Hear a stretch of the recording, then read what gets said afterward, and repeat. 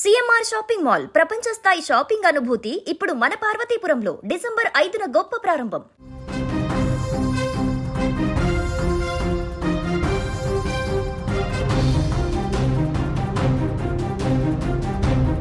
నమ్మకమే పెట్టుబడి, మంచితనమే ముసుగు. అందరితో కలివిడిగా ఉంటూ కోట్లాది రూపాయలు వసూలు చేసిన ఓ రియల్ ఎస్టేట్ వ్యాపారి రాత్రికి రాత్రే బోర్డు తిప్పేశాడు.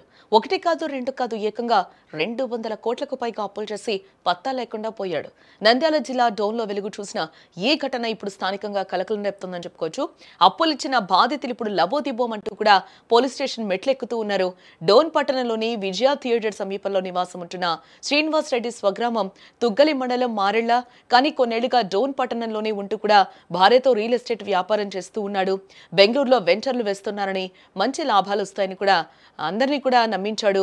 డోన్ చుట్టుపక్కల గ్రామాల ప్రజల నుంచి కూడా తన సొంత బంధువుల నుంచి భారీ ఎత్తున అప్పులు తీసుకున్నాడు. అందరితోనూ చాలా మృదువుగా మాట్లాడుతూ మంచివాడిగా నమ్మకం పెంచుకోవడంతో జనం కూడా కోట్ల రూపాయలు ఆయన చేతిలో పెట్టారు. అయితే గత 10 రోజులుగా కూడా శ్రీనివాస్ రెడ్డి ఆచూకీ లేకుండా పోయింది.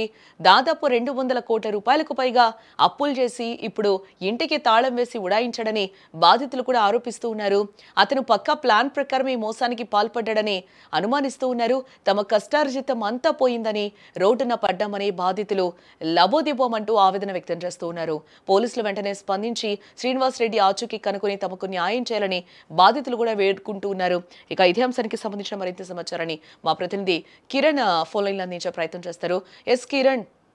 నంద్యాల జిల్లా డోన్ లో భారీ కుంభకోణం కలకలం రేపుతుంది. తుక్కలి మండలం మారెళ్ల గ్రామానికి చెందిన మారెళ్ల శ్రీనివాస్ అలాగే మాధవి దంపతులు బెంగళూరులో రియల్ ఎస్టేట్ వ్యాపారం చేస్తున్నామని చెప్పి నమ్మించి డోన్ లో అనేక మంది స్నేహితుల వద్ద అలాగే బడా బాబుల వద్ద మొత్తం డబ్బులు అయితే వాళ్ళైతే తీసుకోవడం జరిగింది. అయితే బెంగళూరులో వస్తు పేరుతో అతి తక్కువ ధరలకే ఇంటి స్థలాలు ఇప్పిస్తామని చెప్పేసి నమ్మ పలికించారు ఈ ఎవరైతే ఉన్నారో శ్రీనివాస్ రెడ్డి.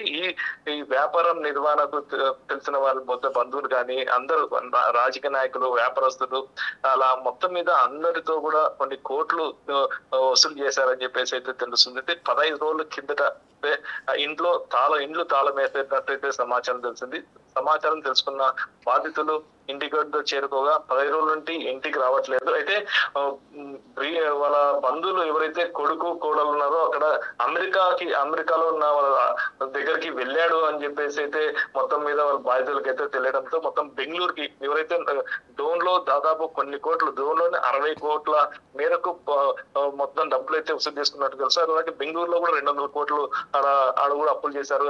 ఇట చలాలు ఇస్తారని చెప్పి తక్కువ ధరలకి అని చెప్పేసి వసూలు చేశారని చెప్పేసి మొత్తం మీద బాధితులు మొత్తం బయటకు వచ్చేసి ఇక్కడ డబ్బు రాకపోవడంతో మొత్తం బెంగళూరుకి అయితే డోన్ నుండి బెంగళూరుకి బాధితులు అయితే స్వగ్రానికి అయితే చేరుకోవడం అయితే జరిగింది. మొత్తం మీద పోలీసులను అయితే ఇంకా బాధితులు ఆశ్రయించడం లేదు. అయితే ఈ డబ్బు ఇన్ని కోట్ల డబ్బులు అతనికి ఎలా ఇచ్చారనేది కూడా వాళ్ళు పోలీసులు ఎంక్వైరీ తెలుస్తుంది అని చెప్పేసి అనుమానం వ్యక్తం అవుతాయని చెప్పేసి బాధితులు కూడా ఎక్కడ చెప్పుకోలేని పరిస్థితుల్లో. కిరణ్, మీరు చెప్పినట్టు అంటే ఏం నమ్మి శ్రీనివాస్ రెడ్డికి వీళ్ళందరూ కూడా అప్పులు ఇవ్వడం జరిగింది, ఎందుకు అంత మొత్తంలో డబ్బులు కూడా ఇవ్వడం జరిగింది అంటే ఆయన శ్రీనివాస్ రెడ్డి ఎప్పటి నుంచి అక్కడ ఉన్నాడు, వాళ్ళకి తీసుకున్న వాళ్ళకు కూడా ఈయన అప్పు తీసుకున్న వాళ్ళకు కూడా ఏం చెప్పాడు, ఏ విధంగా నమ్మబలికాడు. ఇంకోటి కూడా మన విజువల్లో మారెళ్ల రాజశేఖర్ రెడ్డి అని కూడా చూస్తున్నాం. ఇతనెవరు, మాధవి భార్యగా కూడా తెలుస్తుంది శ్రీనివాస్ రెడ్డికి. ఈయన రాజశేఖర్ రెడ్డి ఎవరు ఏంటి? మారెళ్ల రాజశేఖర రెడ్డి కొడుకు మారెళ్ల శ్రీనివాస్ రెడ్డి. అయితే శ్రీనివాస్ రెడ్డి గత కొన్ని సంవత్సరాల కిందటనే ట్రిప్ అంటే హాలిడే ట్రిప్ లాంటివి అంటే విదేశాల ట్రిప్పులు కానీ, ఇటు గోవా ట్రిప్పులు కానీ, ఇతర దేశాలకి ట్రిప్పులు నిర్వహిస్తూ పలువురితో మొత్తం స్నేహం పెంచుకున్నారు. అంటే ఈ చనువే చూసుకుంటే అంటే శ్రీనివాస్ రెడ్డి చాలా ఉన్నతమైన వ్యక్తి, డబ్బున్న కళ వ్యక్తి, చాలా ఆస్తులు ఉన్నాయి, రియల్ ఎస్టేట్ వ్యాపారం చేస్తున్నారు. ఇతని దగ్గర డబ్బు పెడితే రెట్టింపు డబ్బు వస్తుంది, ఇట్లా స్థలాలు వస్తాయి తక్కువ ధరకి అని చెప్పేసి చాలా మటుకు నమ్మబలికిచ్చారు. కొన్ని సంవత్సరాల నుండి అక్కడే స్థిరంగా ఉన్న శ్రీనివాస్ రెడ్డి అలాగే వాళ్ళ తండ్రి రాజశేఖర రెడ్డి కూడా మొత్తం మీద అందరు కూడా కలిసికట్టుగా తిరుగుతూ ఉండేవాడు. ఇప్పుడు కూడా ఇలా జరుగుతుంది, ఇట్లా శ్రీనివాస్ రెడ్డి ఇటు పరారు అవుతారని చెప్పేసి ఎవరికి కూడా నమ్మకం కలగకోకుండా ఇలా అయితే జరిగింది. అయితే బెంగళూరులో పరిస్థితి ఇంకా చాలా 200 కోట్లు పైగా ఇలా వసూలు చేశారని చెప్పేసి అయితే ఇంకా తెలుస్తుంది. అయితే బాధితుల మటుకు తమకి న్యాయం జరగాల, మేము అదే పనిగా కూడబెట్టుకున్న డబ్బులు రెట్టిపోతుంది, భూమి మీద పెట్టని చెప్పేసి శ్రీనివాస్ రెడ్డిని నమ్మించి పెట్టినాము. ఇప్పుడైతే కనిపించకుండా పోయినాడు, ఆచూకీ లేకుండా పోయాడు అని చెప్పేసి అయితే వాళ్ళ బాధితులు అయితే వాపోతున్నారు. మొత్తం మీద 15 రోజుల కిందట శ్రీనివాస్ రెడ్డి అమెరికాలో ఉన్న అతని తమ్ముడి వద్దకి, అలాగే భార్య, తండ్రి, అత్తమామలతో సహా ఉడాయించడం అనేది పట్టణంలో చర్చనీయాంశం. కిరణ్, మీరేమన్నా బాధితులతో మాట్లాడే ప్రయత్నం చేశారా? ఏంటి అసలు పోలీసు వెర్షన్ కూడా దీనికి సంబంధించి ఏమంటున్నారు?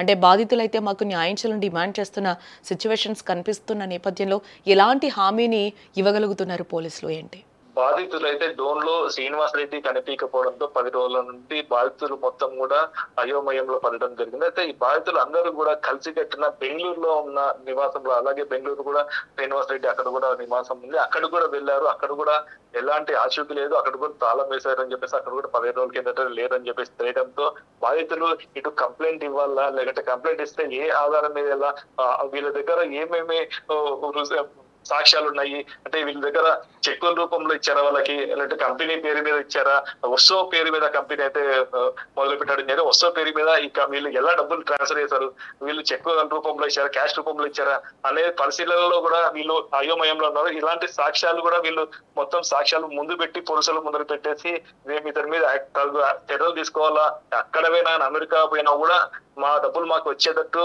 బాధితులు అడుగులు వేస్తున్నట్టు తెలుస్తుంది. Right Kiran, thanks for the update. Yes, మొత్తానికి అది శ్రీనివాస్ రెడ్డి, మాధవి, మారెళ్ల రాజశేఖర్ రెడ్డి మొత్తంగా వీళ్ళు కుటుంబ సభ్యులందరూ కలిసి పెద్ద ఎత్తున అయితే బాధితులకి, జనాలకైతే టోక్రా పెట్టినట్లుగా కూడా తెలుస్తుంది. వాళ్ళు రియల్ ఎస్టేట్ వ్యాపారం కూడా చేస్తూ ఉంటారు. ఇంతకుముందు కూడా బెంగళూరులో ఇదే సీన్ కూడా రిపీట్ చేశారు. అక్కడ కూడా 200 కోట్ల దాకా కొల్లగొట్టి తర్వాత డోన్లో కూడా వీళ్ళు స్థిరపడినట్లుగా తెలుస్తుంది. డోన్లో కూడా యాజ్ యూజువల్గా వాళ్ళు రియల్ ఎస్టేట్ వ్యాపారం చేస్తున్నామని కూడా చుట్టుపక్కల జనాలందరినీ నమ్మించి కూడా అతి తక్కువ ధరకే భూములు ఇప్పిస్తాం అంటూ కూడా అందరినీ అక్కడ నమ్మించి, అలాగే వారి దగ్గర కూడా వారి దగ్గర అలాగే బయట వాళ్ళ దగ్గర కూడా చాలా వరకు డబ్బులు తీసుకొని కూడా ఈరోజు ఎవరికి కూడా తిరిగి ఇవ్వకుండా, ఎలాంటి ప్లేసెస్ కూడా వాళ్ళకి ఇవ్వకుండా, కూడా నమ్మిన వాళ్ళకి ఇవ్వకుండా ఈరోజు అక్కడి నుంచి ఉడాయించిన పరిస్థితి అయితే కనిపిస్తుంది. ఈ నేపథ్యంలోనే పోలీసులు కూడా దర్యాప్తు చేస్తూ ఉన్నారు. బాధితులు కూడా న్యాయం చేయాలని కోరుకుంటూ ఉన్నారు.